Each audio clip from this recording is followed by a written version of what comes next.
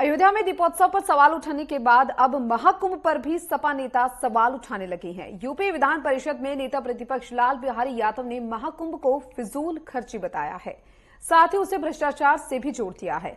इस पर राजनीति गर्मा गई है। बीजेपी का पलटवार है कि सपा सनातन पर हमले करती है। सेफई के नाच गाने में करोड़ों फूकने वाली सपा तुष्टीकरण के लिए महाकुंभ पर सवाल खड़े कर रही है। सपा नेता के बयान पर संत समाज भी नाराज है। जरा सुनिए।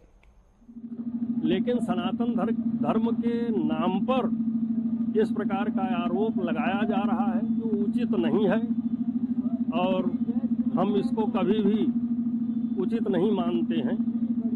ऐसा नहीं करना चाहिए। विपक्ष को ये भी देखना चाहिए कि सत्ता पक्ष में कभी अन्य पार्टियां रही हैं तो भी यहाँ पर कुंभ, महाकुंभ और माघ मेला लगा है और हमेशा धन खर्च हुआ। अन्य मदों में खर्च होता है, बहुत सी जगह पर फिजूल खर्च भी होता है। जैसे सफाई महोत्सव होता है, करोड़ों रुपए वहाँ खर्च होते हैं। अब होता है कि नहीं, नहीं जानते। कभी जब सपा की सरकार होती थी तो होता था और वहाँ भी धन खर्च होता था, वो फिजूल नहीं होता था। सनातन धर्म के नाम पर खर्च हुआ तो फिजूल हो गया। हास्यास्पद बात है और समझने की बात है कि जो इस प्रकार से कह रहे हैं, मैं समझता हूँ वो भी सनातन धर्म में ही जन्मे होंगे। ऐसा है, ये अनादिकाल से महाकुंभ चला आ रहा है। समय समय के अनुसार खर्चे बढ़ते जाते हैं। जैसे परिवारों में खर्चे बढ़ते हैं, ऐसे ही मेलों के खर्चे बढ़ते हैं। जब उनकी सरकार थी, क्या उन्होंने बिना खर्चे का कुंभ करवा दिया? जिसकी सरकार मौके पे होती है, जो मौके पे नेतृत्व करता है और वो अपनी जिम्मेदारी के हिसाब से उसमें कार्य करता है। इसलिए कुंभ के बारे में कोई टीका टिप्पणी किसी को नेताओं को नहीं करनी चाहिए। कुंभ को सफल बनाने के लिए इसमें सहयोग करना चाहिए। ये हमारे राष्ट्र का सवाल है, हमारे हिंदू धर्म सनातन संस्कृति का सवाल है। सनातन हिंदू संस्कृति में सभी लोग पैदा हो रखे हैं। जो लोग टिप्पा टिप्पणी कर रहे हैं वो भी सनातन में पैदा हुए हैं। इस तरह की बयानबाजी नहीं करनी चाहिए जिसमें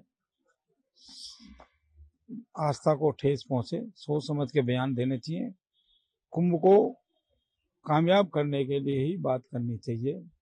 तुम्हें कुछ जो लोग यह कहते हैं कि कुंभ अपव्यय है, सरकारी खर्चे का दुरुपयोग है, उनके लिए सिर्फ इतनी बात कहना चाहूँगा कि अगर दुरुपयोग है, अपव्यय है, तो आपकी भी सरकारें, चाहे गठबंधन की हो, चाहे आपने राज किया हो, आपने भी कुंभ कराया है, अर्धकुंभ कराया है, माघ मेला कराया है।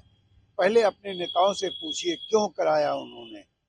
अगर ये अपव्यय है, अगर अपनी संस्कृति को बचाने के लिए हम अगर कुछ व्यय करते हैं तो यह बुरी बात नहीं है।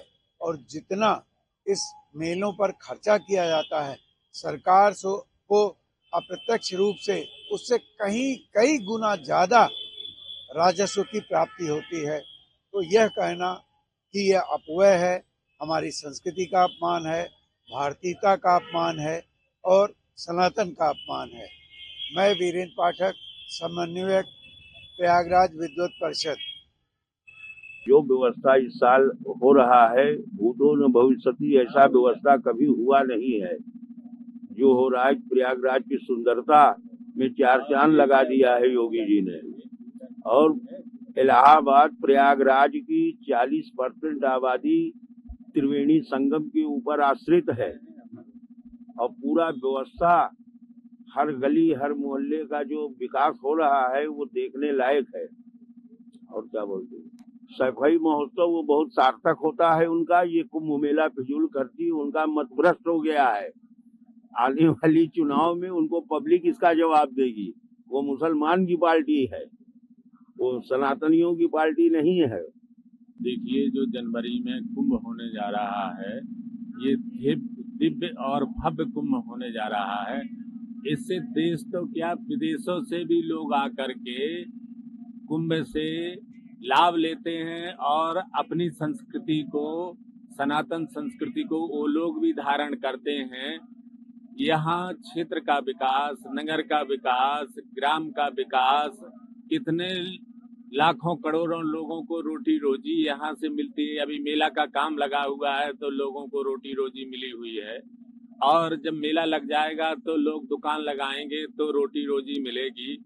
और कितना यहाँ प्रयाग तीर्थ स्थल आस्था का प्रतीक है। जो ऐसा बोलते हैं कि फिजूल खर्ची है, उनकी बुद्धि खराब है, क्योंकि उन लोगों में और इनमें यही फर्क है। उन्होंने कुंभ किया था तो कोई व्यवस्थाएं नहीं, यात्री पानी को परेशान, फ्रेश होने को परेशान, रहने को परेशान।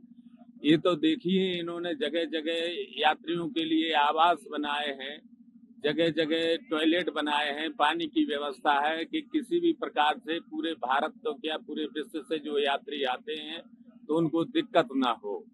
ऐसा प्रशासन तन मन से तल्लीनता से लगी हुई है कि ये हमारा कुंभ बड़ा दिव्य और भव्य बने और किसी भी प्रकार से साधु संत महात्माओं को और धर्माचार्यों को, यात्रियों को, कल्पवासियों को किसी भी प्रकार से असुविधा ना हो।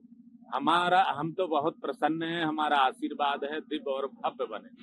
हम स्वामी शंकरषणाचार्य भीमकुंड छतरपुर को लेकर के कहा एक नेता शपथ लेकर ने कहा है कि उन्होंने फिजूल खर्ची हो रहा है और ये पढ़ाई लिखाई में खर्च किया।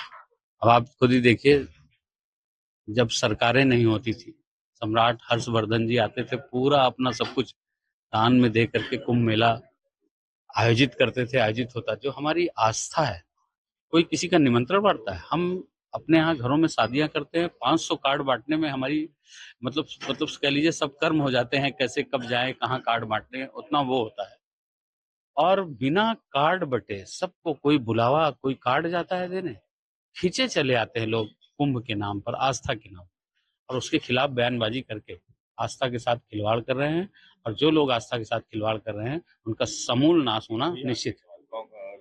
प्रधानमंत्री मोदी ने कहा है कि कांग्रेस ने संविधान की किताब जो दिखाई वो लाल किताब थी, वो फर्जी किताब। हाँ, निश्चित रूप से फर्जी किताब लेकर के घूमे, लोगों को बरगलाने का काम किए। बरगलाने में हो सकता है थोड़ी मोड़ी सफलता मिल गई हो, लेकिन अब सफलता मिलने वाली नहीं है।